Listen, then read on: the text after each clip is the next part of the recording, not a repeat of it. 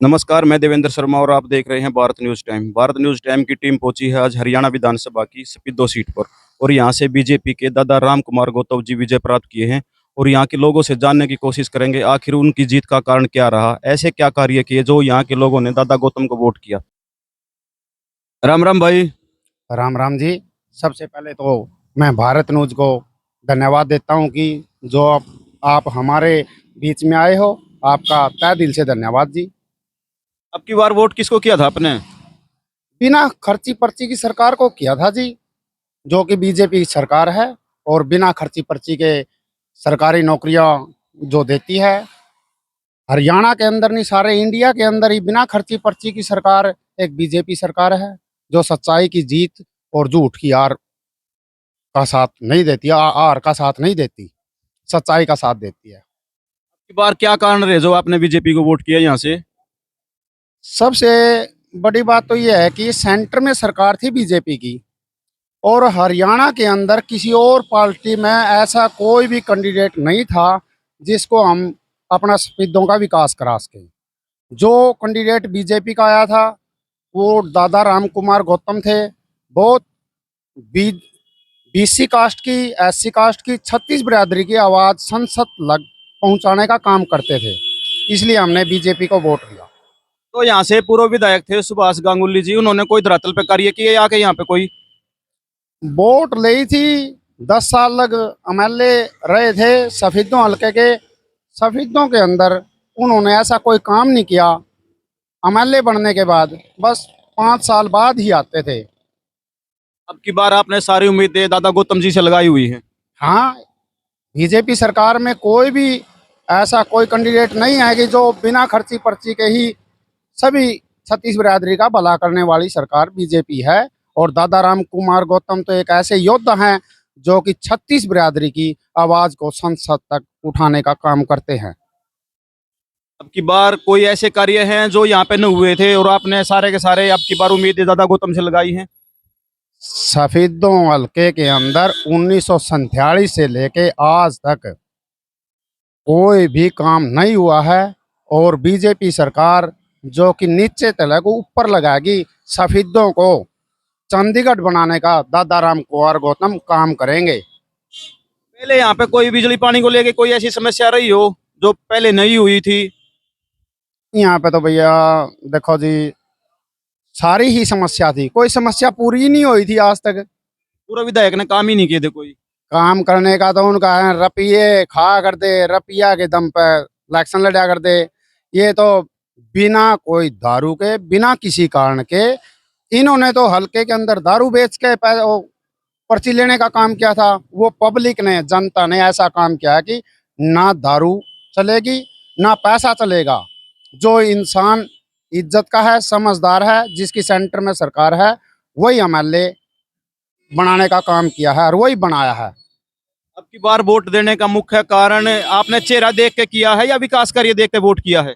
विकास कार्य देख के ही वोट देते हैं। आपके यहाँ पे सपीदो हल्के में सड़कों की व्यवस्था कैसी है? वो तो आप देख लो, सड़कों की व्यवस्था तो सबने पता है। यहाँ पे कोई काम ही नहीं हुआ। जिसकी सेंटर में सरकार नहीं होगी तो वो काम कैसे होंगे। और ये तो रुपये के दम पे वोट लेते थे, दारू के दम पे ही खरीदारी करा करते। ये तो बिना खर्ची पर्ची की सरकार एक बीजेपी सरकार है, जो कि बिना किसी एक पैसा भी दिए गरीब का भला करने वाली, छत्तीस बिरादरी का साथ देने वाली सरकार है बीजेपी। हम आज समाज बहुत आगे जा चुका है, अनपढ़ नहीं है लोग। पहले तो अनपढ़ थे, दे जा कर दे, अगर भाई वोट दे दी, एक बुढ़ा ने कह दिया। अब जागरूक दुनिया होगी और बिना खर्ची पर्ची की सरकार को ही वोट देने का काम कर रही है। यहाँ पे सपीदो की जनता का कहना है अब की बार उन्होंने जो बदलाव किया है यहाँ पे वो सारा का सारा विकास के नाम पे बदलाव किया है। यहाँ की शिकायतें हैं जो यहाँ के पूर्व विधायक थे गांगुली जी, उन्होंने यहाँ पे धरातल पे कोई ऐसे कार्य नहीं किए जिससे इनको कोई फायदा हो, इसलिए इन्होंने अब की बार बदलाव करके सारी उम्मीदें दादा गौतम से लगाई हुई हैं और अब की बार इन्होंने दादा गौतम को पूर्ण बहुमत की सरकार हरियाणा में बनाकर अपना नया विधायक जी चुना है। राम राम भाई। राम राम भाई साहब। क्या नाम भाई साहब आपके? मुकेश नाम है सर। मुकेश जी, अब की बार किसको वोट करा आपने? बीजेपी सरकार को सर। बीजेपी को क्यों करा और भी तो कैंडिडेट थे यहाँ पे। सर हमको इस बार बीजेपी पे बहुत ही आस है और हमको जो पीछे नहीं कार्रवाई हुई है अब वो ये होएगी। तो हम ये चाहते हैं कि भाई हमारा कोई काम हो सफेदों के अंदर, जब भी हमने आस करके वोट दी है। इस बार आपने यहाँ से राम कुमार गौतम जी को विधायक बनाया है, क्या उम्मीदें लगा रखी है आपने राम कुमार गौतम जी से आगे के लिए? हमने तो बहुत सारी उम्मीदें लगा रखी है सर। कौन से ऐसे काम थे आपके जो पिछली सरकार ने नहीं किए, अब की बार आप सोचते हो कि दादा गौतम जी अब की बार आपके यहाँ कार्य करेंगे? सर हमारा आप यहीं सफेदों के रोड ही देख लो, आप पुल पार्क स्टेशन वाले रोड देख लो, सारे टूटे पड़े हैं और आज तक ही कोई रोड नहीं बना है। यहाँ तक आप पानीपत की रोड देख लो, सारी पब्लिक परेशान है। सर हम किसी को नेता बनाते तो क्यों बनाते हैं? इसीलिए बनाते हैं कि भाई हमको आगे चल के कोई सुख मिले, कोई सुविधा मिले। अब वो सुविधा नहीं मिलती सर, हर एक बंदा कोई परेशान हो रहा है सर, और क्या करेगा। हमने इसीलिए ही बीजेपी को चुना है, दादा गौतम जी को चुना है कि भाई हमारा आगे चल के कोई ना कोई काम करे और पब्लिक को सुख शांति से मतलब कि रोड बना के दे।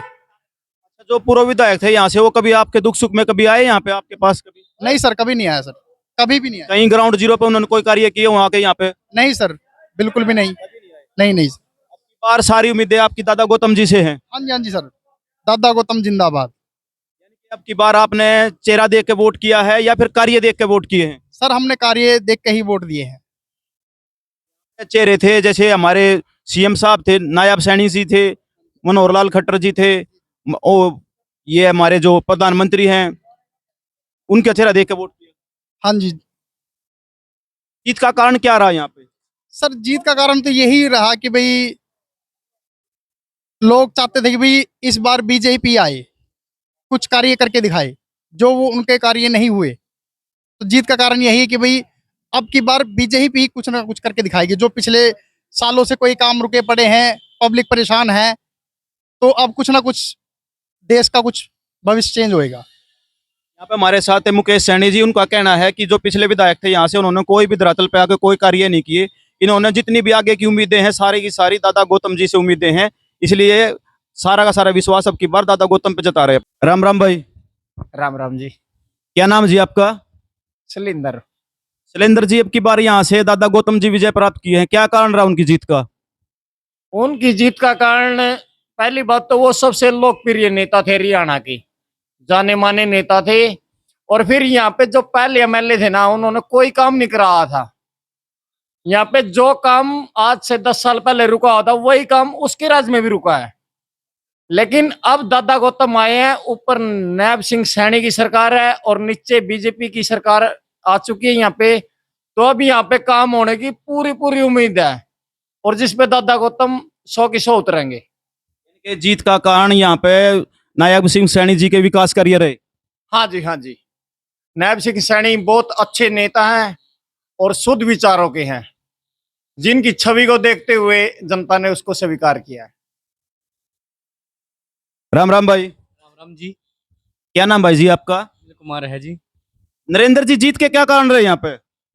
यहाँ पे जीत के कारण हमारे छत्तीसगढ़ राज्य की एकता और सभी का मिलजुल कर वोट डालना, यही सबसे बड़ी जीत रही है। और हमारे यहाँ पे सबसे बड़ा कारण है नायब सैनी जी, जिन्होंने अपने 56 दिन के काम के कारण यहाँ पे जीत हासिल की है। यहाँ से पूर्व विधायक कौन थे यहाँ से? पूर्व विधायक यहाँ पे थे हमारे सुभाष गांगुली जी। उन्होंने कभी मतलब स्पीडों के लिए कोई भी कार्य नहीं किया है, ना ही स्पीडों में आके देखा है कभी। यानी कि धरातल पे कभी आगे कोई कार्य किया नहीं उन्होंने? किसी के साथ भी मिलकर कोई भी वो नहीं किया उन्होंने। कि हार का मुख्य कारण यही रहा फिर? हाँ जी, हाँ जी।